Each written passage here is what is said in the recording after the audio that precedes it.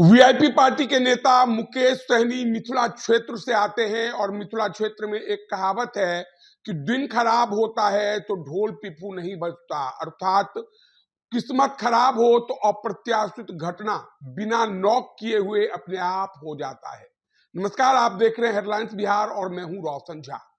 प्रथम चरण और दूसरे चरण का नॉमिनेशन रद्द हो चुका है और इसी बीच खबर आती है कि वीआईपी पार्टी के नेता शशि भूषण सिंह का नॉमिनेशन सुगौली विधानसभा में इलेक्शन कमीशन के स्क्रूटनी में रद्द कर दिया गया है। जी हां, चुनाव लड़ने से पहले वीआईपी पार्टी के नेता मुकेश सहनी की पार्टी एक सीट हार गई है। अब सुगौली विधानसभा में वीआईपी पार्टी का कोई भी उम्मीदवार चुनावी मैदान में नहीं होगा। टेक्निकल समस्या के कारण बताया जाता है कि यह नॉमिनेशन रद्द हुआ है। ताजा अपडेट के अनुसार वीआईपी पार्टी बिहार में निर्वाचन आयोग के अनुसार रीजनल पार्टी नहीं है और यही कारण है कि जब उनके उम्मीदवार नॉमिनेशन करने आते हैं तो उन्हें 10 प्रस्तावक देने होते हैं, लेकिन शशि भूषण सिंह ने मात्र 2 प्रस्तावक दिए, जिस कारण उनके नॉमिनेशन को रद्द कर दिया गया। टेक्निकल समस्या को समझिए। अगर आप बीजेपी के उम्मीदवार हैं, अगर आप आरजेडी के उम्मीदवार हैं और अगर आप जदयू के उम्मीदवार हैं या अगर आप बिहार के ऐसा कोई भी पॉलिटिकल पार्टी के उम्मीदवार हैं जो कि निर्वाचन आयोग में रजिस्टर्ड है, तो आपको सिर्फ 2 प्रस्तावक देने होंगे। लेकिन अगर आप रजिस्टर्ड नहीं हैं तो आपको 10 उम्मीदवार देने होंगे। यही कारण है कि वीआईपी पार्टी के शशि भूषण सिंह का नॉमिनेशन रद्द कर दिया गया। हालांकि इसी सीट से आरजेडी के नेता ने बगावत करते हुए नॉमिनेशन किया था। उनका नाम ओम प्रकाश चौधरी है और उनके नामांकन को भी रद्द कर दिया है।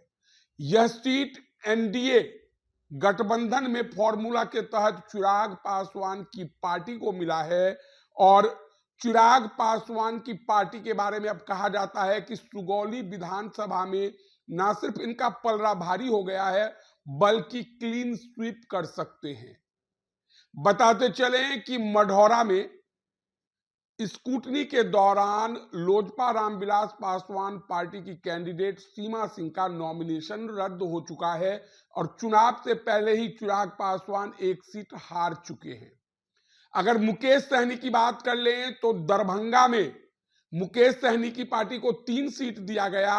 गौराबौराम में वीआईपी के विरोध में लालटेन छाप के कैंडिडेट अर्थात आरजेडी के कैंडिडेट अफजल अली ने सिंबल मिलने के कारण नॉमिनेशन करवा लिया और उनका स्कूटनी में नॉमिनेशन वैलिड हुआ और ईवीएम में लालटेन छाप और नाव छाप दोनों है।